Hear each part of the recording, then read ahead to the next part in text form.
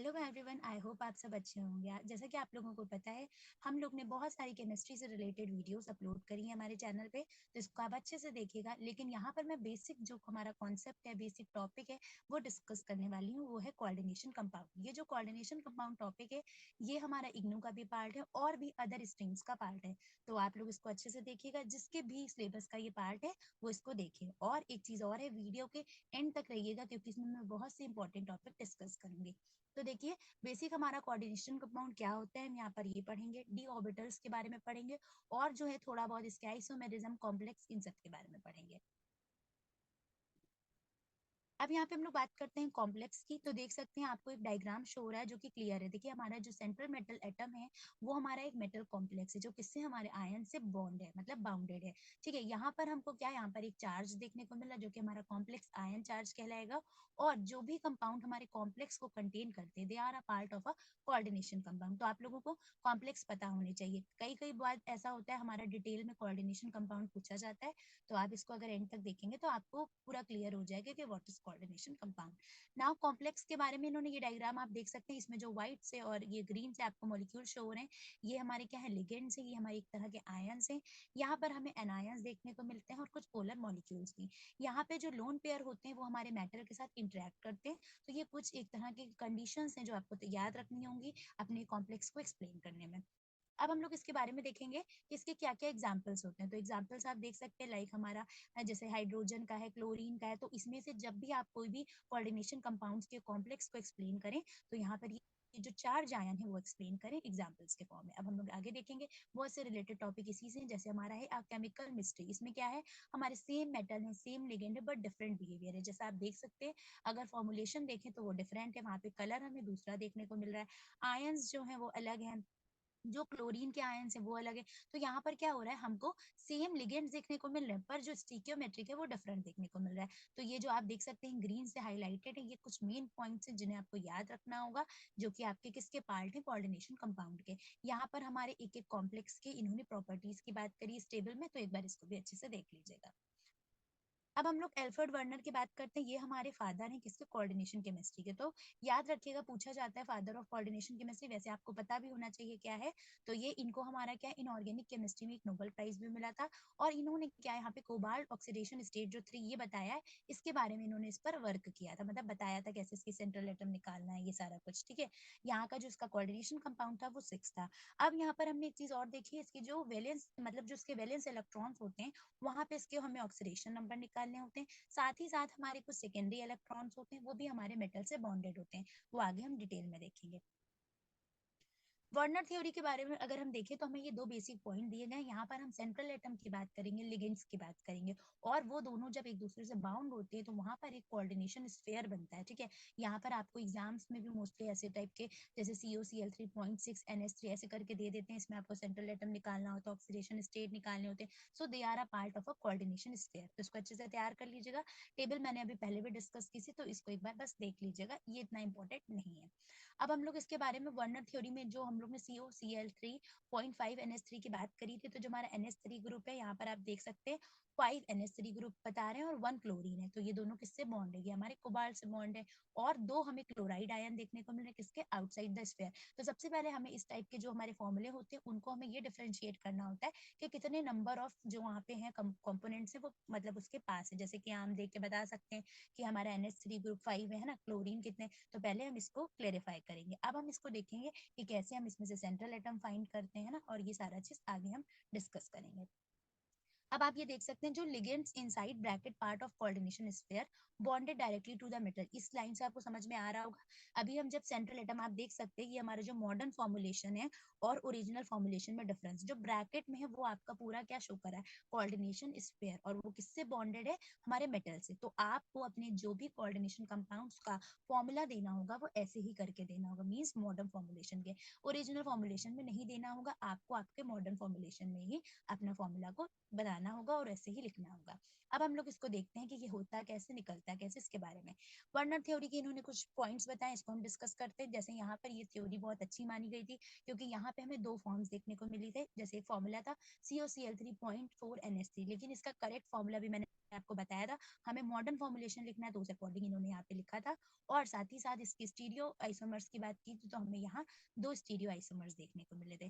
साथ ही साथ हमें क्लोरीन देखने को मिला था, मतलब आप ये देख ही सकते हैं कि क्लोरीन दोनों साइड कैसे था। तो ये सारा एक तरह से डायग्राम में भी आप शो कर सकते हैं, लेकिन आप जो भी फॉर्मूला पुट करेंगे वो उसके क्या करेंगे, मॉडर्न फॉर्मुलेशन के रिस्पेक्ट में ही शो करेंगे। मतलब आपको वहाँ पर ऐसे जनरल नहीं फॉर्मूला पुट करना है, ठीक है। तो ये बेसिक हमारा कोऑर्डिनेशन कंपाउंड का पार्ट है, इसको हमें ध्यान रखना है। अब ये हमारा देख लिए फॉर्मूला है CuNH3 4 2+। तो यहाँ पर क्या है हमारा, जैसे Cu है वो +2 है, फिर इसका 4 है, हाइड्रोजन का 0। तो पहले हम वैल्यूज पुट करेंगे। अब यहाँ पर हमें क्या ध्यान रखना है, हमें पहले ऑक्सीडेशन स्टेट निकालनी है। तो उसके लिए हमें क्या पता होना चाहिए कि हमारे कॉम्प्लेक्स आयन पे कौन कौन सा चार्ज है, ठीक है। ये चीज ध्यान रखनी होगी, देन हम ऑक्सीडेशन नंबर फाइंड कर पाएंगे। आपका कोऑर्डिनेशन केमिस्ट्री में ये बहुत आता है, इसीलिए आप इसको अच्छे से समझिएगा। इस टाइप के क्वेश्चन आप तभी कर पाएंगे। अब हम लोग आगे इसके बारे में देखेंगे कि कैसे हमारे सेंट्रल मेटल एटम्स हैं वो कैसे रिएक्ट करते हैं, वो सारा कुछ देखेंगे। अब यहाँ पे देखिए ऑक्सीडेशन नंबर की बात करते हैं। तो यहाँ हम क्या देखेंगे, हमको यहाँ पे चार्ज कैलकुलेट करना है कि हमारे आयंस पे क्या चार्ज है, ठीक है। तो आप देख सकते हैं इन सबको कैलकुलेट करेंगे, देन हमारा जो फॉर्मूला है वो क्या है, क्रोमियम H2 मतलब CrH2O4Cl2, ठीक है। इसके जितने भी ऊपर जो भी हमारे चार्जेस होते हैं वो रखेंगे, देन इसको हम मैथ कैलकुलेशन की तरह सॉल्व करेंगे। तो इससे हमें पता चल जाएगा हमारा ऑक्सीडेशन नंबर क्या है। यहाँ पे कुछ इलेक्ट्रॉनिक कॉन्फ़िगरेशन है मेटल कॉम्प्लेक्स की, आप देख सकते हैं। तो ये एग्जांपल है, आपको पता होना चाहिए कौन कौन से एग्जांपल है। मैंने स्टार्टिंग में ही बोला था कॉम्प्लेक्स के एग्जांपल पता होना मस्ट है। अब हम लोग देखेंगे आगे इसके बारे में कि इसमें कौन कौन से कॉम्प्लेक्स जो होते हैं उनका क्या रोल होता है, ठीक है। तो ये क्या करते हैं, ये इलेक्ट्रॉन लॉस करते हैं, आपको पता ही है। और ये एक तरह का, इसमें हमें क्या कैटायंस हमें देखने को मिलते हैं, ठीक है। तो ये जो एग्जाम्पल, इसमें से कोई एग्जाम्पल आप अच्छे से तैयार कर सकते हैं। अब हम लोग पढ़ते हैं कोऑर्डिनेशन के बारे में। तो देखिए when an orbital form a ligand with a lone pair it overlap with an empty orbital form a metal. आप डायग्राम से देख सकते हैं, ये पूरा आपको क्लियर होगा कि कई कई बार क्या होते हैं, हमारे कोऑर्डिनेट कोवेलेंट बॉन्ड बनते हैं, मतलब यहाँ शेयरिंग ऑफ इलेक्ट्रॉन्स होती है, ठीक है। तो यहाँ पर आपको पता होना चाहिए जो हमारा लिगेंड है उसके पास लोन पेयर ऑफ इलेक्ट्रॉन होने चाहिए, और यहाँ पर हमारा क्या है, जो मेटल है उसके कोई भी इलेक्ट्रॉन शेयर नहीं होने चाहिए। ये चीज आपको ध्यान रखने होंगे। और कोऑर्डिनेशन कंपाउंड में आपको सबसे पहले पता होना चाहिए कॉम्प्लेक्स क्या होते हैं, जो कि मैंने भी बताया, उसको आपको पता करना है और उसके एग्जांपल्स। अब हम लोग देखेंगे इसके बारे में क्या सेंट्रल एटम्स का क्या क्या कॉन्सेप्ट है, ये सारा। तो देखिए concept of a Lewis acid की बात करें तो यहाँ हमको ये पता होना चाहिए, दो हमें जो एक तरह का बॉन्ड है वो देखने को मिलता है, एक लेविस बेस और एक लुईस एसिड। लेविस बेस में क्या होता है, इलेक्ट्रॉन डोनर देखने को मिलता है, और लुईस एसिड में हमको इलेक्ट्रॉन एक्सेप्टर देखने को मिलता है। तो हमारा फॉर्मूला क्या है, H+OH-H2O, ठीक है।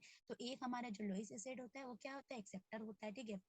और जो लुईस बेस होता है वो हमारा डोनर होता है। तो यहाँ पर इस ये रिएक्शन जो होती है, हमको उसमें सबसे पहले अपना एसिड, लुईस एसिड और लुईस बेस पता करना होगा। तो ये हमारा कॉन्सेप्ट कहाँ से आया, लुईस एसिड से। तो ये भी आपको पता होना चाहिए। ये सब बेसिक कॉन्सेप्ट है, आप लोग पढ़ते आए हैं, लेकिन कई कई बार ऐसा होता है जब हम लोग प्रॉपर सिलेबस पढ़ते हैं तो उसमें कई चीजें जो होती हैं वो हमें नहीं क्लियर होती। इस वजह से मैंने ये वीडियो आप लोगों के लिए बनाई है। इसको अच्छे से समझिएगा और एक एक चीज को डिटेल में समझने की कोशिश कीजिएगा, फिर आपको एग्जाम में हेल्प मिलेगी। यहाँ पर हम बात करते हैं मेटल लिगेंड बॉन्ड्स की। यहाँ पर ये हमारे क्या है, यहाँ पे हमें लुईस एसिड और लुईस बेस के क्या बॉन्ड देखने को मिलते हैं। मतलब जो लुईस बेस होते हैं वहां हमें नॉन बॉन्डिंग ऑफ इलेक्ट्रॉन देखने को मिलती है, और लुईस एसिड में हमको एम्प्टी ऑर्बिटल देखने को मिलती है। तो ये एक तरह का बहुत इंपॉर्टेंट कॉन्सेप्ट है, इसलिए आपको मेटल लिगेंड बॉन्ड में सबसे पहले आपको लुईस एसिड और लुईस बेस पता होना चाहिए।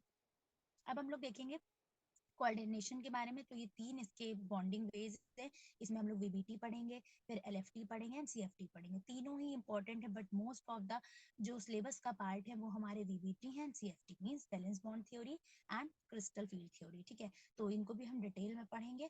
वैलेंस बॉन्ड थ्योरी क्या होती है, क्रिस्टल फील्ड थ्योरी क्या होती है, ये डिटेल में हम पढ़ेंगे। इस पर कई कई बार लॉन्ग भी पूछे जाते हैं और कभी तो कभी 2 या 3 मार्क्स में शॉर्ट नोट्स में भी आता है। तो देखिए वैलेंस बॉन्ड थ्योरी में हमें 9 to 14 वैलेंस ऑर्बिटल देखने को मिलता है। ये जो आपको पॉइंट्स लिखे हैं 1ns5, ये इसका एक तरह का इलेक्ट्रॉनिक कॉन्फ़िगरेशन है, तो इसको अच्छे से तैयार कर लीजिएगा। अब हम इसको डिटेल में देखेंगे। इसके बाद हम लोग ये आपका जो पूरा आप देख सकते हैं, ये जो ट्रांजिशन मेटल है ये क्या है, ये वैलेंस ऑर्बिटल को शो कर, मैंने बताया 9 to 14 के बीच में रहती हैं। उसके बाद ये इसका कॉन्फ़िगरेशन होता है, यहाँ हमें मिक्सिंग देखने को मिलती है किसके, एटॉमिक ऑर्बिटल की, ठीक है। Before we bond the ligand, ligand के बॉन्ड होने से पहले हमें यहाँ पर मिक्सिंग देखने को मिलती है एटॉमिक ऑर्बिटल की, और क्या ये कॉन्फ़िगरेशन दी है वो भी आप देख सकते हैं। अब उसके बाद वैलेंस बॉन्ड थ्योरी जो इसके कुछ हमारे क्या है, कुछ हमारे इसके एग्जांपल्स दिए गए हैं, आप देख सकते हैं, आपको एग्जाम में दिख ही रहा होगा।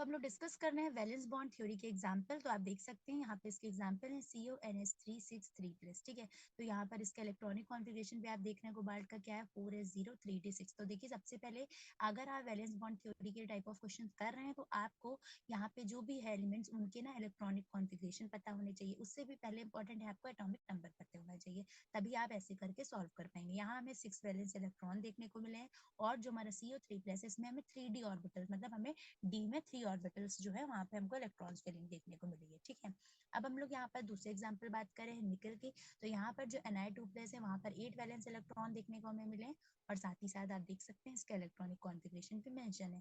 इसमें हमें जो हाइब्रिडाइजेशन है उसके बारे में इन्होंने बताया है कि यहाँ पे sp3d2 ऑर्बिटल का हाइब्रिडाइजेशन देखने को मिला है। ठीक है, 8 इलेक्ट्रॉन्स हैं जो हमारे क्या है 5, मतलब यहाँ पे हमको 3d ऑर्बिटल में 5 इलेक्ट्रॉन्स देखने को मिले। तो ये है, आपको कोई भी ऐसे एक्सप्लेन करना है एलिमेंट के बारे में तो उसका आपको एटॉमिक नंबर पता होना चाहिए और इलेक्ट्रॉनिक। तो हम लोग डिस्कस करते हैं लिगेंड फील्ड थ्योरी के बारे में। तो यहाँ पर हमें क्या देखने को मिलेगा, यहाँ हमें इसके मॉलिक्यूलर ऑर्बिटल्स देखने को मिलेंगे, कैसे कोऑर्डिनेशन कंपाउंड्स में हमें देखने को मिलेंगे कि वो फिलिंग ऑफ इलेक्ट्रॉन्स होती है। तो आप देख सकते हैं यहाँ पर हमारा NH3 है, यहाँ पे डी ऑर्बिटल में जितने भी इलेक्ट्रॉन्स थे उनको फिल किया गया है। यहाँ पे एग्जाम्पल इन्होंने क्या लिया, TiNH3 3+। तो ठीक है, यहाँ टिटेनियम का इन्होंने एग्जाम्पल लिया और उसका क्या मॉलिक्यूलर ऑर्बिटल का जो है डायग्राम बनाया है। अब हम लोग डिस्कस करते हैं मेटल लिगेंड बॉन्ड के बारे में। तो देखिए मेटल लिगेंड बॉन्ड्स की प्रॉपर्टीज आपको पता ही होगा, आप जैसे लैब है उसमें आपको देखने को मिलता है ये सब चीजें, तो अगर आप करेंगे तो आपको इजीली होगा। इसमें आपको कलर बस याद रखना है कि कौन सा कलर है, तो वो आप डायग्राम से भी समझ सकते हैं। उसके बाद अब हम लोग देखते हैं कोऑर्डिनेशन नंबर के बारे में। तो यहाँ पर हमें जो एटम ऑफ इलेक्ट्रॉन्स देखने को मिलते हैं वो क्या देखने को मिलते हैं, यहाँ जो मेटल और लिगेंड्स के बीच में बॉन्ड होता है वो हमारा डोनर एटम कहलाता है।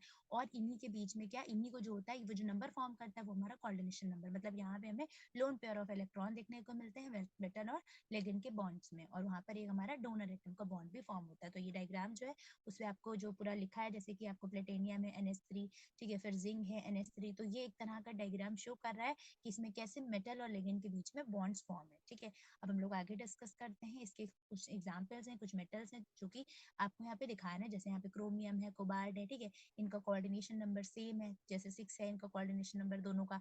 तो क्या है, जिनके जिनके सेम कोऑर्डिनेशन नंबर है वहां पर इन्होंने क्या किया, इस टाइप के हमारे मेटल्स जो है उनको शो किया है, मतलब सेम सेम एक जैसा कर दिया और डिफरेंट डिफरेंट एक जैसा कर दिया। वो जब अभी आप सीस और ट्रांस पढ़ेंगे तो आपको क्लियर हो जाएगा। अब हम लोग ज्योमेट्रीज की बात करते हैं। तो यहाँ पर मैंने बताया था आपको ज्योमेट्रीज बहुत इंपॉर्टेंट होती है, आपको पता होना चाहिए किसकी कौन सी ज्योमेट्री होती है। तो जो हमारे मेटल आयन है यहाँ पे हमको D8 कॉन्फ़िगरेशन देखने को मिला है और 4 कोऑर्डिनेट, मतलब 4 कोऑर्डिनेट देखने को मिले। 4 कोऑर्डिनेट देखने का मतलब it means tetrahedral in shape. ठीक है, 4 का मींस टेट्रा। ठीक है, यहाँ दो ज्योमेट्रीज देखी, एक हमने टेट्राहेड्रल और एक देखी स्क्वायर प्लानर। आप डायग्राम में देख सकते हैं ज्योमेट्री में पूरा क्लियर है इजिली कि टेट्राहेड्रल क्या है और स्क्वायर प्लानर क्या है। अब हम थोड़ा इसके बारे में देखते हैं। अब इसमें जो ज्योमेट्रीज है इसके बारे में अगर हम देखें तो यहाँ पर अलग अलग तरह की ज्योमेट्री, अगर टेट्राहेड्रल है तो 4 साइड है, ऑक्टाहेड्रल है तो 8 साइड है। तो ये सारा क्या है, ये हमारा ज्योमेट्री हम तब बना पाएंगे जब हमें कोई भी जो हमारा एलिमेंट्स है उसका एटॉमिक नंबर पता है, इलेक्ट्रॉनिक कॉन्फ़िगरेशन पता है, कैसे कोऑर्डिनेशन नंबर निकालते हैं, तब कैसे उसको, उसके बाद हम उसके शेप्स को इजिली ना डिफर कर सकते हैं। और आपको एग्जाम में भी कभी भी जब इस टाइप के क्वेश्चन होते हैं तो वहां पर आपको ये सारी चीजें स्टेप बाय स्टेप आपको अटेम्प्ट करनी होती है। अभी के लिए इतना ही रहेगा। नेक्स्ट वीडियो में मैं दूसरा इसका पार्ट 2 लाऊंगी जिसमें मैं इसके आगे के जो टॉपिक्स हैं उनको डिस्कस करूंगी। तब तक के लिए आप लोग को इस वीडियो को पूरा एंड तक देखिएगा और सारे टॉपिक्स को डिटेल में समझिएगा। साथ ही साथ कॉपी पेन लेके बैठिएगा और जितने भी जो स्ट्रक्चर्स मैंने बताए हैं, जो एग्जाम्पल्स बताए, उनको कॉपी में नोट डाउन करिए, क्योंकि वो बहुत ही इंपॉर्टेंट है आपके एग्जाम और आपके मतलब डेली जो भी आप पढ़ते हैं ना उसमें भी आपके ये काम के हैं। तो इसलिए थोड़ा कॉपी पे अच्छे से नोट करिएगा, समझिएगा, और उसके बाद आपको ना दोबारा देखने की भी जरूरत नहीं पड़ेगी। Thank you, bye bye.